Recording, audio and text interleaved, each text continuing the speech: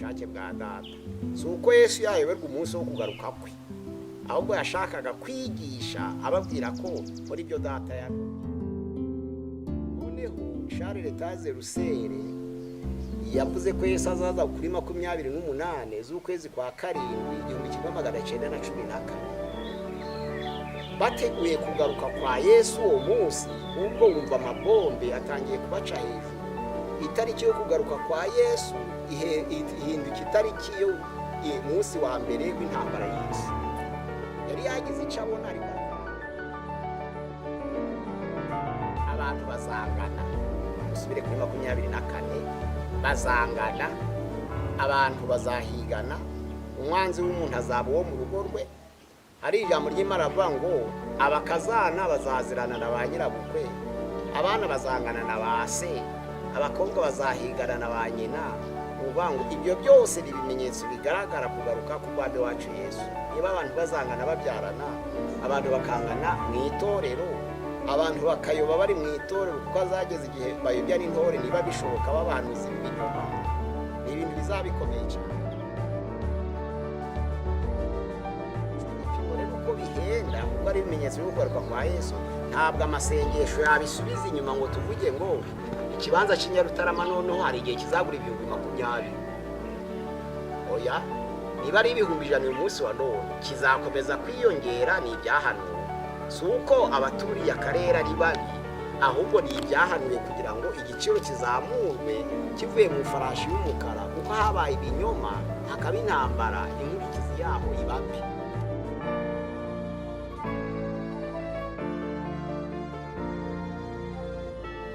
Turasuje inshuti zacu ziri muri Amerika, abari muri Europe, abari muri Aziya, abari muri Australia, abari muri Afrika n'abari mu Rwanda. Imana y'umwijeho umugisha. Turi kumwe n'abashitsi, reka duhere iburyo bwanje bibwire. Pasteur Mpazibirego Pierre, Ikabogo Emmanuel. Imana y'umwijeho umugisha cyane inshuti zanje.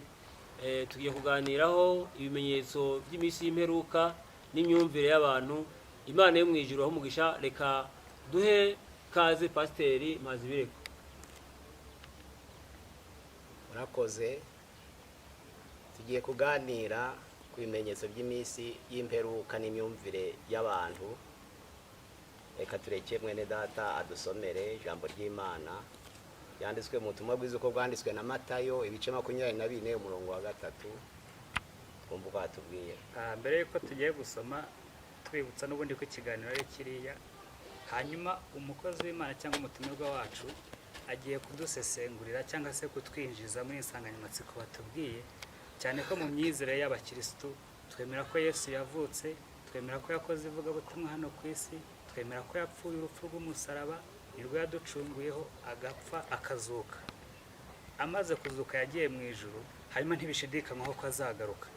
Ubwo azagaruka rero hari ibimenyetso bibigaragaza, hari n'imyumvire abantu tubifiteho. Ariko niyo mpamvu twavuze tuti tubasangiza ubu buzima, hanyuma kibe kimwe mu bintu by'ingenzi twakwifashisha kugira ngo tuzatungurwe. Ni Matayo 24, duhere ku murongo wa 3. Haranditse ngo yicaye ku musozi wa Elayono, abigishwa bazaho ari, biherereye baramubaza bati, tubwire ibyo bizaba ryari? Ni ikimenyetso cyo kuza kwawe? Ni icy'imperuka n'iy'isi ni ikihe? Amen. Amen. Nabanza kuvuga ku ijambo ikimenyetso. Ijambo ry'Imana muri Bibiliya y'Ikinyarwanda rikoresha ikimenyetso, ariko mu zindi za Bibiliya hari ibimenyetso by'ubwoko bubiri. Ikimenyetso mu Cyongereza bavuga sign, gitandukanye n'ikimenyetso bavuga sign. Hari sign hakaba na kashe. Mu Giswahili bavuga dalili ku bimenyetso by'iminsi y'imperuka, ariko ku kimenyetso cy'umuhuri bavuga muhuri ariyo kashe. Ubwo rero turaganira ku bimenyetso byombi turabivugaho, ariko biratandukanye. Hariya Yesu yicaranye n'abigishwa be, baramubaje bati tubwire ibyo bizaba ryari, ikizaranga kugaruka kawe ni ikihe? Aravuga ngo mwirinde. Muri make rero hari ibimenyetso bigaragara kandi Yesu yasize avuze ariko hari bitatu bitarashika. Ikimenyetso cya mbere kitarabona ni ikimenyetso cy'uko ubutumwa bwiza buzamamara mu mahanga yose bukagera mu nguni zose z'isi. Matayo 24 umurongo wa 14 haravangwa ariko ubutumwa bwiza bw'ubwami bw'Imana buzamamara mu mahanga yose kugira ngo bibere ikimenyetso cyo kugaruka kwa Yesu. Ntibirashika. Hari ibihugu bitagira iterambere, hari ibihugu bifite amashamba menshi, hari abantu baba mu mashamba bacambara ibigunira, bacambara imigozi. Ugeze nko muri forêt equatoriale usanga hari abantu batarabona imyambaro. Iyo ugezeyo bakakubona wambaye abakose bagira ubwoba kugira ngo ni igikoko. Abo bantu ntabwo ubutumwa bwiza burabageraho. Ariko ijambo ry'Imana ngo ubutumwa bwiza bugomba kwamamara bukagera mu mpande zose z'isi. Icyo ntikiraboneka. Ikimenyetso cya kabiri kitaraboneka nuko nta gahe k'amahoro karagaragara gahuje amahanga yose ngo bibe ikimenyetso ko kugaruka k'umwami Yesu kwegereje. Abatesaloniki ba mbere ibice 5 umurongo wa mbere kugeza ku murongo wa 4 ayo magambo arahari. Avuga ko ubwo bazaba bavuga ngo na amahoro nta kibi, nibwo gutungurwa kuzabafata nk'uko ibise bitungura umugore utwite, kandi ntabwo muzabasha kubirokoka. Ako gahe k'amahoro kazarangaza abantu ntikaraboneka gahuje amahanga yose. Icyo ni ikimenyetso cya kabiri kitaraboneka. Ikimenyetso cya gatatu byanditswe muri Matayo 24 umurongo wa 32 ku by'urusengero rw'i Yerusalemu rutarongera kuba. Ibikoresho byarabonetse ubu ngubu koze ubushakashatsi ariko ntibaratangira kubaka kugira ngo bibe intandaro yo guteranya umuryango wa Ishimeli n'umuryango wa Isaka. Urwo rusengero ntiruratangira kubakwa kugezana n'uyu munsi wa none, haracari musikiti. Haravuga ngo nimurebere ku mutini iyo utoshe.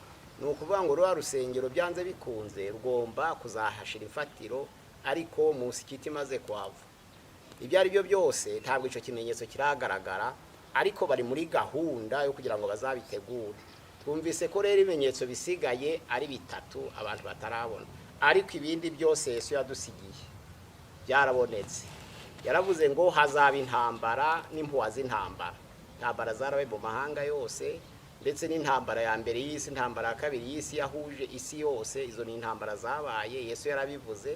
Ariko iyo hari intambara haba impuha. Ikindi Yesu yaravuze ngo hazaba inzara.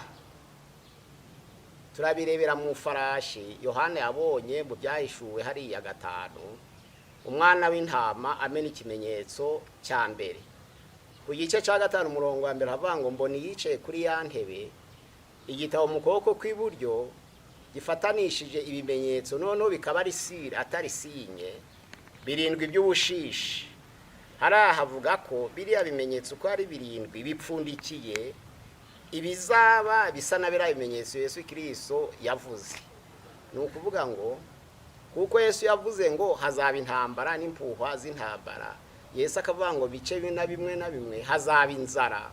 Muri yari amafarashi Yohana bashiye kubona, yabonye yicaye kuri ya ntebe, ariko ico gitabo cyari gifatanishije ibimenyetso 7 by'ubushishi. None igihe cyo kubimena havamwe ibisana bya bimenyetso Yesu yadusigiye. Hari farashi ya mbere hariya amena ikimenyetso cya mbere umwana w'intama, ngo havuyemo ifarashi y'umweru. Ya farashi y'umweru ijambo ry'Imana ravuga ngo uwari uyicayeho yarafashe umuheto mu ntoke. Ijambo ry'Imana ravuga ngo nuko agenda anesha, ngo ahora anesha. Bisobanura ngo Yohana yeretswe ko hazabanza ibinyoma. Biriya binyoma byabonetse mu farashi y'umweru nibyo bisa na ziriya mpuha zivuga igihe cy'intambara. Ifarashi ya kabiri igiye kuza abona itukura, noneho uwari uyicaye yari afite inkota. Aho ngaho hagaragaza ko haba hambere harimo intambara, haba hakabiri h'intambara, ariko hambere harimo ikinyoma. Uko ifarashi y'umweru yabanje hakurikiraho itukura, hagakurikiraho iy'umukara, hagakurikiraho igitare. Iyo habaye inzara habamwe ibinyoma byinshi, iyo habaye indwara habamwe ibinyoma byinshi, iyo habaye intambara impuha nizo ziba nyinshi. Yesu yarabivuze. Ubwo noneho rero ifarashi ya gatatu izisa n'umukara, bigaragara ko iyo habaye ibinyoma biteranya abantu. yamara guteranya abantu bakarwana, bamara kurwana ko batabonye igihe cyo guhinga no gukora imirimo yabo bagasonza. Ubwo nicyo kiza kuba intandaro ku farashi ya kane y'igitare yuko hapfa abantu benshi badasanzwe ku isi kubw'ingaruka z'intambara. Twibutse intambara yabaye mu 1914 kugeza 1918 bayitaga ngo intambara ya mbere y'isi. Hari akaga kaje kuyizamo mu 1916 haje akantu kitwa virusi y'ubushita. Abantu barwara ubushita kuva mu 1916 kugeza 18 babigira n'indahiro kugeza na n'uyu munsi wa none. Mu muco nyarwanda baracavuga ngo ndakaba ubushita kuko bwakoze bari ico gihe. 1916 haba ikintu cyitwa inzara y'ingaruka yo kurwana cyane. Mu 1914 bararwanya imyaka ibiri ishize haba inzara ikomeye, ndetse iyo nzara bayita rumanura. Ni inzara izwi mu mateka nyarwanda cyane, yisha abantu. Mu gatabo kanditswe ngo mu mateka y'abakurambere batubanjirije mu Rwanda hapfuye abantu baje kugera nko kuri 1/3 cy'abanyarwanda ku bw'iyo nzara. Turebye intambara yabaye 1939 ariyo yaje kuba intambara ya kabiri y'isi. Mu 1943 hatangiye ikintu cyitwa inzara ikomeye. Mu gace kamwe bayitaga Ruzagayura, mu kandi gace bayitaga Girahuku, mu kandi gace bakayita Rudakangwa imishanana. Izo zari inzara zikomeye cyane zagaragazaga ingaruka y'intambara. Yohana rero agiye kwerekwa abona ko mu bimenyetso hahishwemo ibisa na bimenyetso Yesu yavuze. Niba Yesu yaravuze ngo hazaba intambara ku itorero, mu ruhande rw'itorero abahagaze mu by'Imana by'ukuri bazangwa, niko Yesu yavuze, kandi bazatotezwa, bazagera igihe bicwa. None ko kwicwa kwabo azabora kwihangana, bazasubira inyuma. Nibamara gusubira inyuma bangane. Nizo mpamvu mu bihe tugezemo usanga urwangano ruri hanze mu banyamahanga no mu itorero rugaragaramo.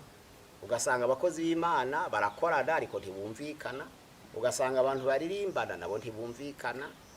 Iyo ni ingaruka yo gucogozwa nuko habaye gutotezwa kw'abana b'Imana. Ariko hari n'abatumvikana bitewe n'inyungu zabo, bidatewe no gutotezwa. Yesu we yaravuze ngo nimubona bababeshera bakabatoteza bakabagirira nabi ndetse bakabashinja ibibi byinshi, muzanezerwe mwishime kuko ari bo bagize n'abahanuzi batubanjirije. Nibyo banyuzemo. Kandi mu byakozwe n'intumwa ibice 12:22 aravuga ngo bakomeza imitima y'abigishwa babahamiriza ko bakomeza kwizera, noneho ko bagomba kwinjira mu bwami bw'Imana banyuze mu makuba. Inzira y'ubwami bw'Imana ni y'amakuba. Niko wanditse igitabo cy'ibyakoze n'intumwa ni Luka, niko yavuze ayo magambo. Bababwira gukomeza imitima y'abizera, babahumuriza, babihanganisha, bababwira ko bagomba guca mu makuba niba koko bashaka kwinjira mu bwami bw'Imana. Ibyo rero Yesu yabivuze hari muri Matayo 24 ngo bazabatoteza, ndetse bazabashira mu nzu y'imbohe, ndetse bazabica. Ariko hari ku murongo wa 15 bavuga ngo ubwo muzabona ikizira yagaza hera, icyo umuhanuzi Danieli yakomojeho. Ubisoma byitondere. Ni ukuvuga ngo gikomoka ku mwami Antiochus Epifane yinjiye mu rusengero rwari rwarubatswe na Ezira na Nehemiya na Zorobabeli. None ashaka gushira igicaniro ahari igicaniro cy'Uwiteka mu rusengero. Amaze gushira igicaniro ahari urusengero ahari igicaniro cy'Uwiteka, atangira guhindura none uburyo bwo gutamba ibitambo. Yari umwami w'Abagiriki, kuko icyo gihe Abagiriki nibo bari ku ngoma. Ni mu mwaka w'167 aho ngaho mbere ya Yesu binjira mu rusengero, abategeka gutamba ingurube, ntibongera gutamba inka, ntibongera gutamba intama, ntibongera gutamba ihene.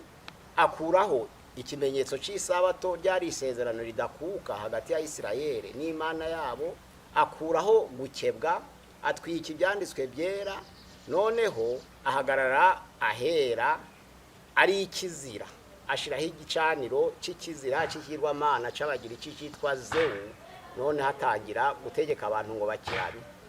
Abayuda bigabamo imitwe eshanu. Hari umutwe wa mbere w'abafarisayo uravuka, hari umutwe wa kabiri w'abasadukayo uravuka, hari umutwe wa gatatu w'abanditsi uravuka, hari umutwe wa kane w'abazerote uravuka, hari umutwe wa gatanu w'abayeseni uravuka. Iyo mitwe yose bwari uburyo bwo gushakisha uburyo bahangana n'abagira iki kugira ngo bahobohoze urusengero rw'Uwiteka. Abafarisayo bakavuga bati ni ugusenga kugira ngo Imana ikore ibitangaza. Abasadukayo bati ni ugukora politike yabo tukanaja mu idini kugira ngo tubone uto guhangana nabo. Abasadukayo bari abanyapolitike b'idini. Hakaba abanditsi b'amategeko bandikaga amategeko y'Abayuda, bavuga ko bazayakoresha bahangana n'abagiriki. Hakaba n'abazerote bavuga bati ikibazo iyo kinaniranye, haba mu masengesho, haba muri politiki, haba mu myandikire y'amategeko, abantu bashobora gukoresha imihoro niba bishoboka. Noneho hakaba n'abayeseniya bavugaga bati kwiriza ubusa no kwambara ibigunira nibyo bizabohoza urusengero. Icyo gihe ko ari bayi imitwe itanu itavuga rumwe, abazerote ubwabo nibwo bananiwe kwihangana, binjirana imihoro mu rusengero rwubatswe na Zorobabeli na Ezra na Nehemiya, batangira gutema abagira iki barari gutamba ibitambo by'ingurube, barwanira mu rusengero.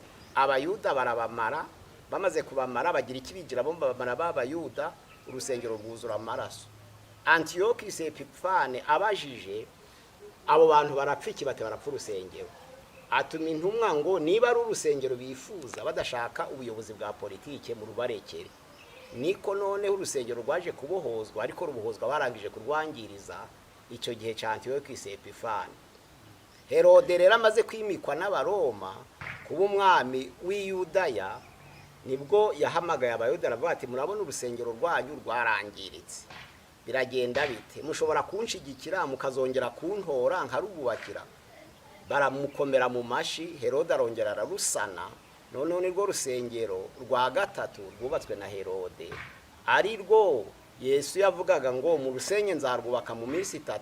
Bakavanga urusengero rwubatswe imyaka 46, uravuga ngo warusenya ukarwubaka mu minsi 3. Nirwo rwari urusengero rwasanywe na Herode kugira ngo yiyamamaze Abayuda bamushigikire. Ku rusengero rwa mbere rwubatswe na Salomo, urwa kabiri rwubaka na Zorobabeli na Nehemiya afatanije na Ezra na Yoshua ndetse wari uhari icyo gihe. Urusengero rwa gatatu rwubaka na Herode, none hasano rwasenywe mu gihe cya Antiochus Epipfane. Urwo rusengero nirwo werekaga Yesu, baramubwira ati Yesu aganira n'abigishwa be n'abafarisayo bati uragiye, ariko ntaho twari kwereka urusengero, tukwereka imfatiro, tukwereka inkingi, tukwereke uko rukomeye. Arababwira ati murabinyeretse nibyo biri hara muri Matayo 24 no ku murongo wa mbere. Urwo rusengero murarunyeretse ndarubonye, ariko mu gihe gito nta buye rizasigara rigeretse kuri ine. Ubwo Yesu yarebaga gusenywa ku rusengero mu gihe cya Kaisari Titusi mu mwaka wa 70, nibyo yababwiraga byarashitse, urusengero rurasenywa. Kuva icyo gihe rero urusengero rwasenywa, nta rundi rwongeye kubakwa. Abayuda baratatanye, Abisilamu batahuka. Mbere yuko Abayuda batahuka bahashira umusikiti, niwo bavugana n'uyu munsi uhari. None ikimenyetso gikomeye kitaraboneka nuko iyo musikiti tarahava, kandi Abayuda bafite isezerano ko igiti cy'umutini kizashibuka, urwo rusengero ruzongera kuhicara rukahaba. Bizaba ari ikimenyetso ko kugaruka kwa Yesu koko kwegereje. Ubwo none mwabira bimenyetso reka tubiganireho. Avuga ko ikindi kimenyetso kizagaragara carangije kugaragara, muzaba ari umubare w'abahanuzi ngo uzakabya kwiyongera. Abahanuzi benshi bazagwira, mwitorera umuntu wese azumva ashaka guhanura. Muzamenye ko ari ikimenyetso nimukibona buze ko Yesu yakivuze, kuko aravuze ngo mwirinde kuko abahanuzi benshi bazaduka bagakora ibitangaza n'ibimenyetso bikomeye, bikageza ubwo bayobya n'intore niba bishoboka. abahanuzi baziyongera. Ngira muri kiye tugezemo kenshi abantu batarabahanuzi ubona badafite agaciro. Iki ni ikimenyetso ko Yesu agiye kugaruka, ko abantu benshi bazita KRITSO, kandi Yesu yaravuze ngo nibababwira ngo Yesu ari hariya ntimukazaje, kuko abahanuzi bazaba babaye benshi, muzirinde bizaba ari ibihe bikomeye, ntimukazajeyo. Ariko baziyongera ku buryo bazayobya abantu benshi, bagakora ibitangaza n'ibimenyetso, ku buryo n'abana b'Imana by'ukuri bazabona ibimenyetso bagire ngo ni ukuri, bayobwe bave mu byizerwa kubera ibitangaza n'ibimenyetso. Ariko ibitangaza ntabwo bigaragaza abana b'Imana gusa. Abana b'Imana bakora ibitangaza, ariko n'abisi bakora ibitangaza. Mose yakoraga igitangaza gikomeye na Aroni, na Farawo agakora igisa nacyo. Ibyo rero twandinde twabitindaho. Niba Mose yari afite ubushobozi bwo gutegeka Aroni akajugunya inkoni hasi gahinduka inzoka, noneho Farawo agahamagara abakonigwe n'abacunyi n'abapfumu ati namwe muzana inkoni zose zo mu gihugu, bazijugunya hasi zigahinduka inzoka, ibitangaza n'ibimenyetso n'abanyamahanga barabikora. Ni ukuvuga ngo ibyo bimenyetso Yesu yatanze nibyo tugiye kuvuga hariya noneho neza. Mu Byahishuwe 6, none umwana w'intama aratangiye, agiye kumena. Amena ibimenyetso, twabonye ifarashi y'umweru, ko uburiganya tuzabwitegereze neza. Uburiganya akenshi bukunze kujana n'iterambere. Akenshi iyo Imana idategeka iterambere habamo uburiganya. Ushobora guhamagara umuntu uti uhagaze he, akakubwira hatari kubera wenda tukuri mu ideni, wavuga uturi he hari Nyabisindo, akavuga ati nge ndiremera. Ibyo ni ibimenyetso nabyo bipfundikiye kugaruka kwa Yesu. None n'abakristo nabo barabyitwaza, bavuga ko nabyo bishobora gufasha mu murimo w'Imana. Ariho bavuga ngo Yesu yaravuze ngo tugire ubwenge. Iyo umuntu akubajije ngo uhagaze he mutafitanye amasezerano, wamenya gushakira iki? Ariko si uwo muntu utegereje kugaruka kwa Yesu, utinya umubajije ngo uhagaze he, yiteguye kurenganywa azira ubutumwa bwiza. None ifarashi ya kabiri itukura, usomye muri Zakariya, bayise ifarashi y'igaju. Habaye intambara, haba ifarashi itukura, haba agahenge k'inzibacuho, abona ifarashi y'ubugondo. Noneho ya farashi y'ubugondo itangira kwihinduranya buhoro buhoro, ihinduka ifarashi y'umweru. Hara muri Zakariya ifarashi y'umweru ni amahoro, ariko hara mu Byahishuwe ifarashi y'umweru bitewe n'umuheto uri ku mugongo wayo yashushanyaga uburiganya. Ngo ngo ishaka ngo ise na KRITSO, abantu bayisanganire bibwira ko basanganiye Yesu. Noneho abarasa baturutse hejuru batazi ibyo ari byo. Niryo rya jambo ryasohoye mu Bakorinto ba 2 ibice 11 ku murongo wa 14 n'uwa 15 baravuga ngo kandi ibyo si igitangaza, kuko Satani nawe ubwe afite uburiganya, ashobora kwihindura nka marayika w'umucyo. Ntabwo ari igitangaza rero ko yaha ubushobozi abamukorera ngo bihindure nk'abagabura ibyo gukiranuka, ariko iherezo ryabo ijambo ry'Imana rivuga ngo rizahwana n'imirimo yabo. Ni ukuvuga ngo hazaba abahanuzi b'ibinyoma n'abukuri, bazakorana kugeza igihe Yesu azazira. Ntabwo bamwe batekereza ko ngo Imana kukitabica, umuntu agakora ibyaha agakora umurimo w'Imana. Abakristo bakavuga ati ese kuki Imana itamwica? Imana ari yo kwica, ntawe ubuze icamwicisha imbere y'Imana. Izo mpamvu mukora umurimo w'Imana, ariko mwirinde hatagira ubayobya. Satani arihinduranya akigira marayika w'umucyo, ntimubimenye. Abamukorera nabo akabushobozi bwo kwihindura nka marayika, nk'abakozi bagabura ibyo gukiranuka, aribo ba marayika w'umucyo. Ntimutangare. Mu bahanuzi harimo abanyabinyoma, mu bigisha harimo abajya binyoma, mu ntumwa harimo abanyabinyoma, ndetse mu bungeri harimo abanyabinyoma. Bariya bananirwa kuragira intama ahubwo bakazirya, nico Ezekiyeli yashaka kuvugaho. Hari abungeri b'abanyabinyoma hariya mu Byakozwe n'Intumwa ibice 20 umurongo wa 28 avuga ngo mwirinde murinde n'umukumbi Imana yabahaye kuba abungeri. Ariko yepfa aravuga ngo hari abazaza bita abungeri atari bo, ndetse baza arabo gushwanyagura intama atarabo kubaka intama. Birahari. Noneho rero ifarashi ya gatatu umwana w'intama abena ikimenyetso, haza ifarashi y'umukara. Ifarashi y'umukara yashushanyaga inzara. Ibintu birahenda, birazamuka ku isoko, ariko uko guhenda kuko kwahanuwe ntabwo gushobora gusubira inyuma. Ni ukuvuga ngo niba ikibanza caraguraga ibihumbi 20 muri 1994, ubu kikaba kiri kugura miliyoni 100 igisa nacyo. Amasengesho ntabwo ari ayo kuvuga ngo dusenge kigaruke kuri 20, ntaho kizagaruka, kuko ari ibimenyetso Yesu yavuze ko ibintu bizahenda. Haravuga ngo n'igipimo bwacyo uko baguraga ingano n'abahuruguru y'inuma byari biteye ubwoba. Ico gipimo rero uko bihenda, kuko ari ibimenyetso byo kugaruka kwa Yesu, ntabwo amasengesho yabisubiza inyuma ngo tuvuge ngo ikibanza cy'Inyarutarama noneho hari igihe kizagura ibihumbi 20.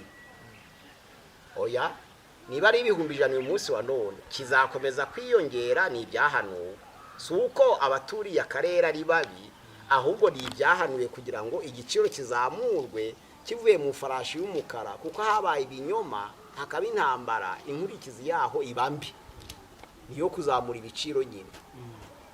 Ariko iyo abantu basonze cyane, ndetse ako kantu na Ezekiel yagakomojeho, yavuze ko abantu bicwa nyine n'ibintu bitatu bikomeye, hakaza ingwiririzi zidasanzwe. Yavuze ko iyi intambara ibaye hari abapfa muri yo, ariko abihishe batapfuye ntabwo bihisha bari gukora, baja kuzavayo bakicwa n'inzara. Abahunze bibwira ngo bararokotse kuko bagiye ahantu hari klima idasa naho bakomotse, hari imbeho cyangwa hari ubushuhe, barwara indwara z'ibyorezo. Ibyo rero biragenda bigerekeranye, nibyo yabonye mu farashi itukura, mu farashi y'umukara, mu farashi y'igitare. Ingaruka yabyo noneho abantu bapfa cyane. Ariko noneho hari abantu imyuka yabera bishwe bazira guhamya kwa Yesu, noneho batakanijwe rirenga bati ayi mwami. Byari biturutse muri urwo rupfu rwo mu farashi ya 4 y'igitare. Abantu bishwe, hari abishwe bazira guhamya kwa Yesu, noneho batakanijwe rirenga bo bifuza kugaruka ku mwami Yesu, ngo baravuga ngo ayi mwami, Yesu uzageza ryari kudaca amateka no kudahora uhorera amaraso yacu yamenye? Aravuga ngo rindira igihe gito kugira ngo umubare w'imbata bene so ushike, nibwo igihe kizaba kigeze. Cyari ikimenyetso ca 5. None ikimenyetso ca 6, ijambo ry'Imana riravuga ngo izuba ririjima, ukwezi guhinduka amaraso, inyenyeri zo kwijuru ziragwa. Byashaka gusobanura ibizaba. Iyo bavuga ngo izuba ririjima, ukuri mu bari abakiranutsi kuzakaba. Abantu bazavuga ukuri, nibatabonamo inyungu babireke, batangire kuzana ibinyoma bizana inyungu. Nibyo bigaragaza abantu b'iki gihe. None ukwezi kuzahinduka amaraso, hari abazanga kubesha, bemere gusonza aho kubesha, bemere gupfa aho gukora icyaha. Noneho abo bazarenganywa kuko abantu b'isi akenshi ntibakunda ibyiza. Yesu yabivuzeho rero, nimuhagarara mushikanye mu kuri mu ijambo ryanje, bazabatoteza, bazabica, bazabashira mu nzu y'imbohe. Noneho kuko benshi batazabasha kubyihangarira, ahubwo bazifuza gusubira inyuma ngo base n'abarenganya. Ibyo byabaye kuva kera. Buriya iyo itorero rihura n'akarengane, kenshi hari abanyetorero bafatanije n'abarenganya kubera inyungu. Ibyo Yesu yabivuzeho abikomozaho. Ubwo none rero ibimenyetso birakomeje. Umwana w'intama amena ikimenyetso ca 6, ni haho ngaho kuri kuzakama mu bantu, abantu bakarenganywa, abategetsi b'isi n'abakomeye baho bagahuzagurika. None uzasanga ico gihe hazaba aragahe k'umwijima, k'urujijo. Ariko ijambo ry'Imana ravuga ngo muzategereze gato, igihe kizaba kitarasohora, murebere ku mutini, imfatiro z'i Yerusalemu zitarasubizwaho. Noneho agahe k'amahoro, ubutumwa bwiza butaramamara mu mahanga yose, haracari igihe tutazi. Yesu yaravuze ngo umwana w'umuntu ntabwo azi igihe, ntazi n'umunsi. Batangiye kumubwira batese ibyo bizaba ryari. Yesu ni imvugo iziguye. Yashaka kuvuga ko ashaka kugendera mu bushake bwa se wamutumye. Sinshaka guca iruhande rw'ubushake bwa data. si uko Yesu yayoberwa umunsi wo kugaruka kwe, ahubwo yashakaga kwigisha ababwira ko muri ibyo data yantumye. Byabaye no muri Matayo 26 umurongo wa 47-52, aho Yuda agambanira Yesu yari yahaye ikimenyetso abatambyi bakuru n'abakuru ko wari busoma ubwa mbere araba ari uwo bamufate.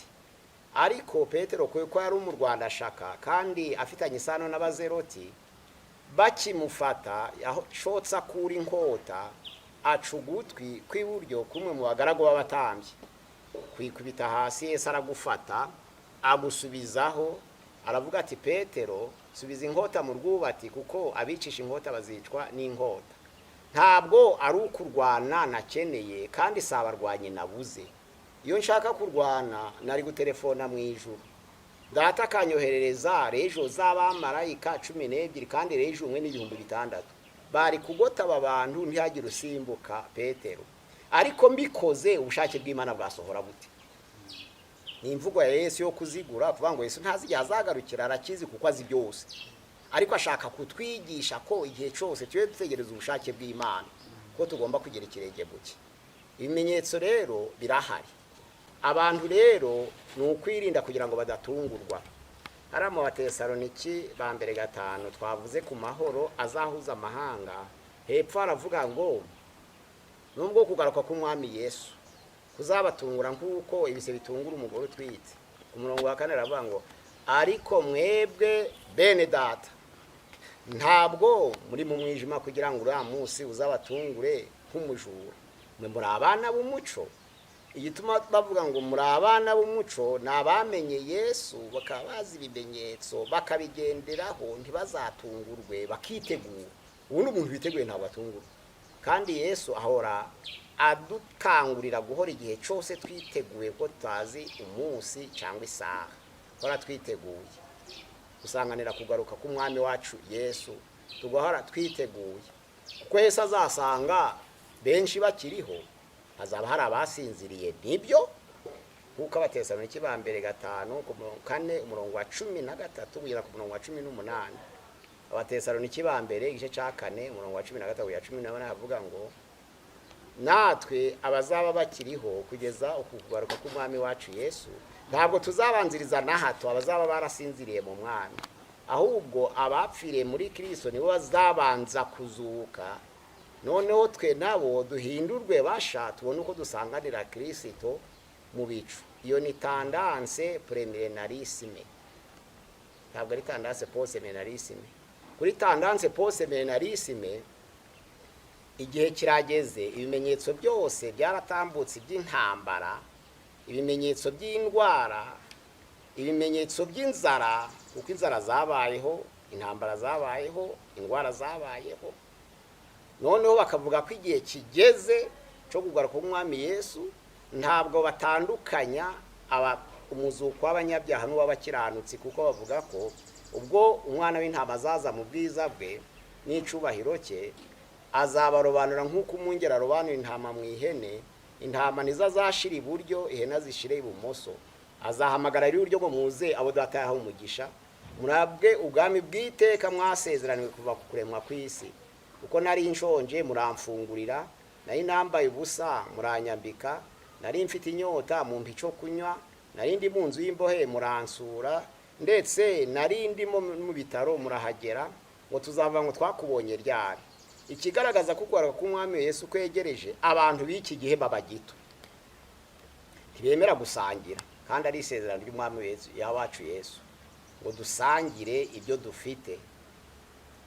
Luka 18:18 nk'uko umukire yasanze Yesu ngo ngire nte kugira ngo ndabe ubwami bw'Imana, Yesu akamubwira ngo uza amategeko: ntukice, ntugasambane, ntukibe, ntugashinje, ibinyoma mugenzi wawe, ubahe so na nyoko. Aba bati ibyo byose narabyubahirije kuva navuka, barabinyigishije. Agiye kugenda Yesu aramubwira ati garuka, hasigaye kimwe. Washobora kugurisha ibintu byawe, ubutunzi bwawe bwose, ugafata amafaranga ukayagabira abakene. Asubira inyuma. Abantu benshi bumva baremerewe gutanga, igikorwa cyo gutanga. Ariko Yesu yaravuze ngo tuzamenyera ku mbuto zabo. Ese niba abantu basenga bakaja mu mwuka, bakaba batashobora gusangira ibyabo n'abakene, baba bari gutegura kugaruka kwa Yesu bate. Ibimenyetso birahari rero, abantu ntibagisurana, na telefone yabibafashijemo. Uwo muntu muvukana ashobora kuba Nyarugenge, nawe uriremera mukamara imyaka 5 mutabonana, umuhamagara. Ariko ibyo byose ni urukundo rwa benshi rwakonje, nk'uko Yesu Kristo avuze muri Mateyo 24 uturutse kuri 12 kugera kuri 16, ngo urukundo rwa benshi ruzakonja. Abakundanaga ntibazongera kugendererana, abakundanaga ntibazongera kuganira, bazaganira kuri telefone nabyo make. Ibyo ni ibimenyetso bizabiranga kugaruka k'umwami wacu Yesu Kristo. Ngo noneho rero ndi kumwe na bene data kuri debo, tugira ngo imyumvire y'ibi bimenyetso byo gukora kwa Yesu, abantu batandukanye barahari babyumva kwinshi, imeze iti. Abadukurikira tugiye kubyumva. Wajamo mwene data Rukundo. Murakoze. Ngiye mfite ukuntu mbona abantu babifata cyangwa numva abantu babifata, nkibaza nti kuri ibyo bimenyetso ese hari icyambere n'icyanyuma, ko hari abafite imyumvire ivuga ngo ntabwo cyari cyo gihe ngewe kuri cya kimenyetso cyanyuma nikiba nibwo ngewe nzihana. ahubwo ati ibindi bimenyetso hari n'ibyabaye kera hashize igihe, nta n'ikigaragaza ko ibi ngibi ari byo bya nyuma. Hakaba n'abavuga ngo ikimenyetso cyanyuma no kubutumwa buzagera ku bantu bose ubwo agacunga nuko akavuga ati niba ari muri fore ekwatoriyale nk'uko babitubwiye abantu bataragerwaho n'ubutumwa, ati icyo gihe nibo bubagereho, ngewe ubwo nzahita nihana mbere yaho. Cyangwa se akaba afite ikindi akavuga ati icyanyuma ni iki. Ese nashaka kubaza, biratondetse birahari ku buryo umuntu avuga ngo icyanyuma ni iki, cyangwa ntabwo bitondetse n'iby'abantu bitewe n'imyizerere? Biratondetse, kuko icyanyuma ni urusengero rw'i Yerusalemu, kuko arwo ruzaba intandaro y'intambara ya Harimagedone. Ndayivugaho nayo. Urabona hariya mu Byahishwe 16 umurongo wa 12 haravuga ngo marayika asutse urwabya ku mugezi munini Ufurate. Ijambo ry'Imana avuga ngo havamo imyuka 3 isa n'ibikeri mibi, ariyo myuka y'abadayimoni ihagurukira gukora ibitangaza, none igasanga abami ikabahururiza mu ntambara y'umunsi ukomeye w'Imana ihoraho. Dore ndaza nk'umujura, hahirwa uba amaso akarinda imyenda ye kugira ngo atagenda yambaye ubusa. Ijambo ry'Imana hari kuri 16 avuga ngo ibahururiza ahantu nyuma y'inkike mu Ruheburayo hitwa ngo Harimagedone. Kuko Adamu yaremewe muri Aziya, inguge ikabarizwa muri Aziya, nano umunara w'Ibabere ukubakirwa muri Aziya, Aburahamu agahamagarwa muri Aziya, Mose agahamagarwa muri Aziya, ubwoko bw'Imana bugakorera muri Aziya, Yesu Kristo akavukira muri Aziya. No kugaruka k'umwami Yesu kuzabera inyuma y'inkike z'i Yerusalemu, aho hantu hitwa Harimagedone, hari mu gihe burayo n'intambara. Imegido ni inyuma y'inkike, nuvuga ngo kurimbuka kw'isi kuzaba guturutse ku ntandaro yo kubaka urusengero babanje gusenya umusigiti. Muri ubwo buryo ubwo ikimenyetso cyanyuma ni ukubaka ku rusengero. Nese pastor wavuga wasobanurira utabantu bavuga ko Yesu agomba kugaruka muri 2 mu muri make n'abavuga ko ngo itorero ryagiye ngo abahari ubwo nta makuru bafite ngo muri 2 nibwo yagombaga kuza. Ubwo rero tukirire twimwe twikorera gahunda zacu, hano kugaruka kwa Kristo kubaho. Abakabiri wenda mite nubwo wenda byaza kuvugwa mu bundi buryo, ariko nabyo wenda abantu bagira n'amahirwe ibyo bisobanuro bakabibona. Bavuga ko ikimenyetso cya nyuma kindi ari uko Antikristo ngo nicyo kiza cy'umurimbuzi kizahagarara hera. Ibyo ubivugaho iki ku rwego rw'abantu bafite amakuru angana gutyo? Mbese ku buryo hari n'ubwo uvuga uti rero akiraga karita ujye kayitiye mujye kuri banki ngo icyo ngiyo ni ikimenyetso cya Antikristo, niranga umuntu hari abigeze kwanga kuzifata ngo ni Antikristo, ukagira n'ahandi ukavuga uti n'izi nshinge bazabatera ibintu nk'ibyo. Hari ukuntu bavuga ko wenda Yesu ataje, hari ukuntu bavuga ko ikimenyetso cya nyuma atari kiza cy'umuzi kizahagarara hera, cyangwa ibi bintu tugenda tubona ugerageza kuduhaho amakuru. Imyumvire y'abantu namwene data twungana iratinda. Ijambo ry'Imana ryabanje kwandikwa ku mabuye igihe cya Mose, bagaconga amabuye bakandikaho ibyanditswe byera, ariko basanga ibuye riremeye, bashaka ikintu cyitwa imfunzo. Imfunzo zari zangushe ku buryo umuntu yabasha gutwara ibyanditswe byera akabigendana atari ukugendana ibuye. Bagikura ibyanditswe byera ku mabuye babishira ku mfunzo, habaye intambara, bati biracitse. Mwabonye ibyanditswe byera biva ku mabuye bikaja ku mfunzo. Buhoro buhoro baza kubimenyera, buhoro buhoro bazikoresha neza, babona urufunzo rudashobora kwihanganira imvura, baravuga bati dushaka impu. Amagambo y'Imana bayakura ku rufunzo bayashira ku ruhu, kuko uruhu rwashoboraga no kwihanganira imvura kandi ukarugendana. Ariko nyuma basanga narwo ntabwo ari urw'abantu biterambere, kugendana uruhu usoma ibyanditswe byera birabananiza, ahubwo bahitamo kurema uruganda rw'impapuro. Bafata Bibiliya bayishira ku mpapuro, bivuza induru bati bazungu icyo bazatuzanira, bazanye ibintu by'umweru tudasanga n'urukuguru ntabwo rwasaga nk'urwirabuye.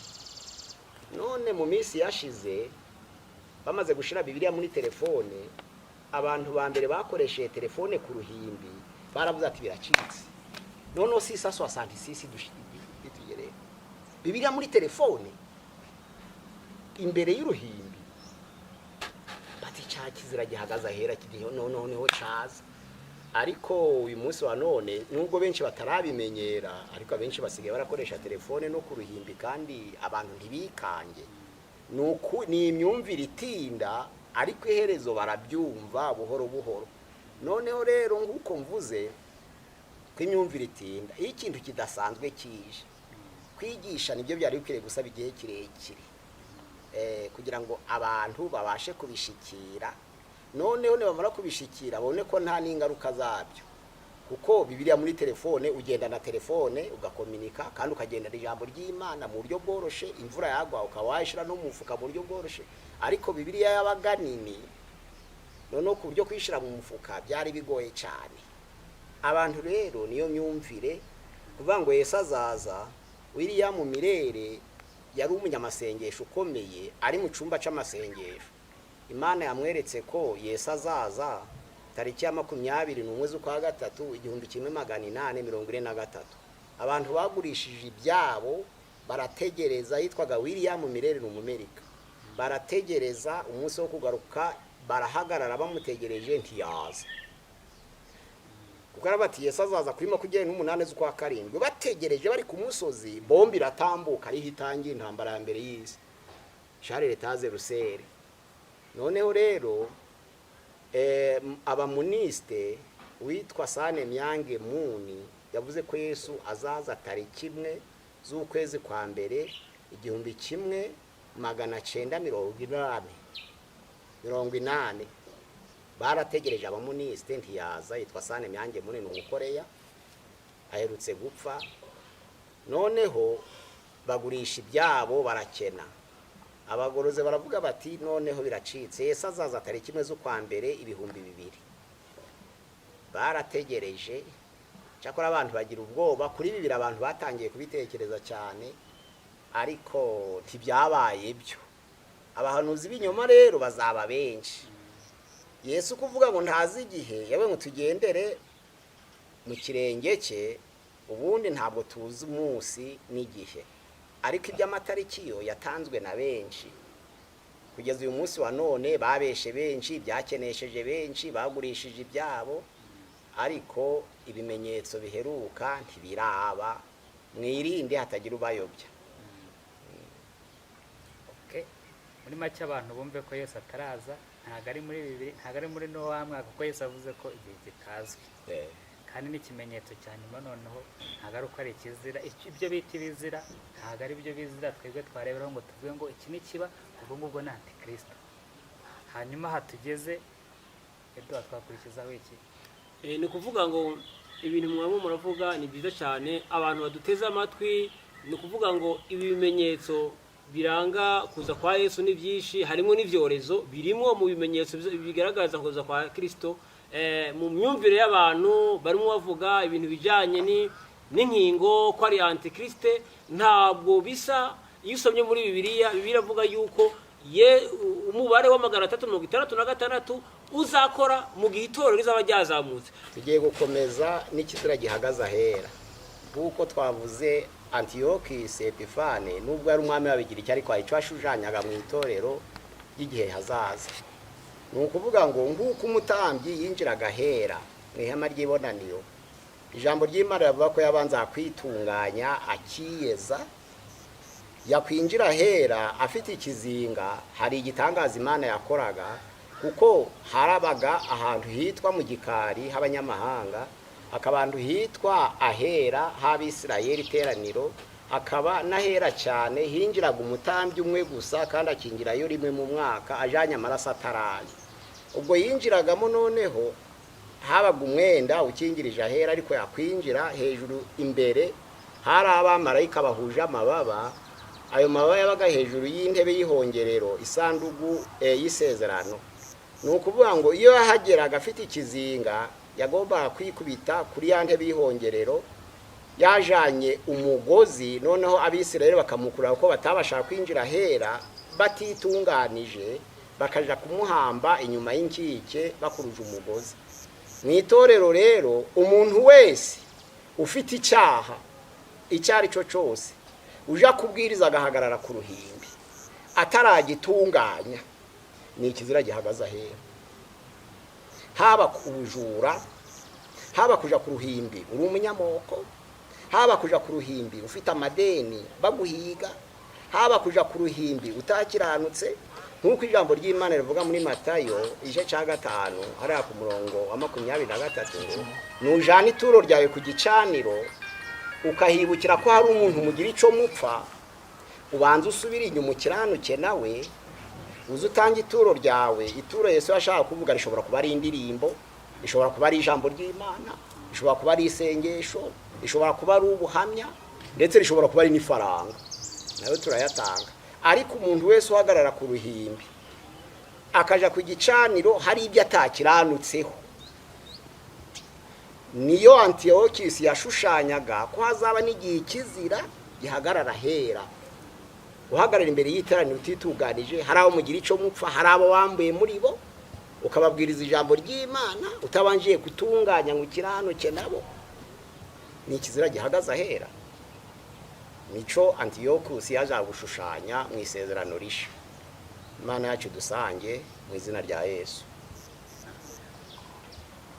ihariye twashaka gusa gushimangira ko impamvu Yesu azagaruka. Impamvu zirahari kuko Yesu yavuze ko azagaruka atabeshya. Rero hari impamvu zirenze imwe, zirenze ebyiri, zirenze 3. Ushobora no kubona izindi ukurikije uko wasesenguye cyangwa se wasenze wanahishurirwa nubwo byaba bitanditse, ariko ibizi byemezwa Yesu azagaruka kubera ko yabivuze. Icya kabiri cyemeza ko Yesu azagaruka nuko azabaje kujyana itorero. Yararicunguye, twabibonye cyangwa twabivuze cyangwa se turanabizi twarabisomye. Yesu yaje mu isi kubera misiyo, kubera intego, kubera impamvu ataza ngo bizamubuze kugaruka. Yaje arimeze nk'umuntu uje, niwe wakoze umushinga w'ivuga butumwa ari mu butayu mu minsi 40 yamaze asenga. Ni umushinga yakoze yawuhaye igihe kandi yigo mu ijuru afite impamvu. Rero Yesu azaza aje kujyana itorero rye kuko yararikoye, kuko twebwe turi umusaruro w'imvune yagiriye mu isi. Icya gatatu azaza aje guhemba. Ijambo ry'Imana ritwemeza ko Yesu azaza guhemba imirimo dukora, imirimo mukora, ubwitange abantu bagira. Hari imvune nyinshi, hari ibintu bitapfa ubusa, kuko ijambo ry'Imana ritubwira ko iyo abera bateranye ibitabo birandikwa abantu bakoze neza. Ikindi azagarurwa no guhana. Niba amategeko yo mu isahana, niba amabwiriza runaka y'ikigo, kampani, umuryango wawe ushobora guhana umwana, nawe muri discipline ze cyangwa se mu murongo we mugari azaza azanywe n'impamvu zo guhana. Twakongera ko Yesu azagaruka kuko natwe abizera turabyemeza n'imitima yacu. Rero ibyo bintu ni ibintu bigaragaza ko Yesu azagaruka. Hari n'ibindi byinshi wakongeraho, ariko twagarukira no kuri ibyo kugira ngo wenda ugire n'umwanya wo kubitekerezaho. Murakoze cyane. Murakoze, turabashimiye cyane. Abantu muduteze amatwi twagomba kubamenyesha yuko nta mpamvu yo gutinya kuko dutahawe umwuka w'ubwoba, ahubwo twahawe umwuka udutakisha ngo abadata. Niyo mpamvu ibimenyetso byatangiye kera by'imiyoberane byo kuza biri mu buryo bwinshi, ariko ikibuza ko antikristo akora nuko hari itorero. Iyo usomye mu Batesalonike ba kabiri cya kabiri uzasoma ico gice cyose haravuga ikimubuza kuza nuko itorero kihari. Rero uriya mubare wa 666 uzakora mu gihe itorero rizaba ryarazamutse. Niyo mpamvu abantu b'Imana mutagomba gutinya, kuko Yesu we yarabyivugiye, aravuga ko mu minsi y'imperuka hazabaho impuha, hazabaho intambara. Niyo mpamvu mwirinde impuha nyinshi cyane. Imana yo mwijuru aho umugisha. Tubasaba yuko abantu mukurikira kino cigisho ko mwakora subscribe, mwakora sabone, mwakora comment. Imana yo mwijuru aho umugisha cyane, kandi turabashimiye ko mukomeza kuba mudukurikirana. Imana yo mwijuru aho umugisha cyane. Amen.